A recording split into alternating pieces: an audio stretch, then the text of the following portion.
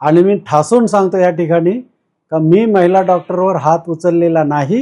ही जी TV फुटेजमध्ये CC camera फुटेजमध्ये जे येते तर कॅमेऱ्याचा अँगलमुळे त्या ठिकाणी जी काही घटना झाली त्याबद्दल मी पहिला दिलगिरी व्यक्त करतो आणि मी ठासून सांगतो या ठिकाणी का मी महिला डॉक्टरवर हात उचललेला नाही।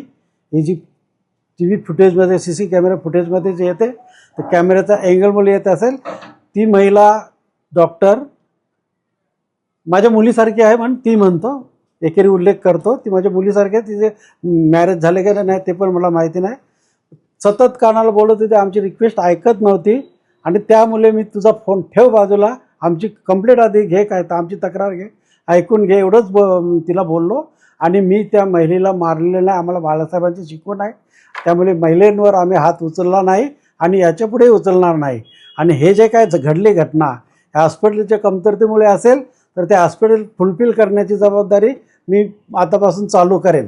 परंतु याच्यापुढे ज्यांच्यासाठी मी जे काम केलेलं आहे, ज्यांच्यासाठी मी धावून गेलो, जिच्यावरती संकट आलं होतं, अडचणीत आली होती, समस्या निर्माण झाली होती, त्यांच्यात तोंडून तुम्ही ऐका काय घडले ते, त्या सांगतील तुम्हाला। विषय असा आहे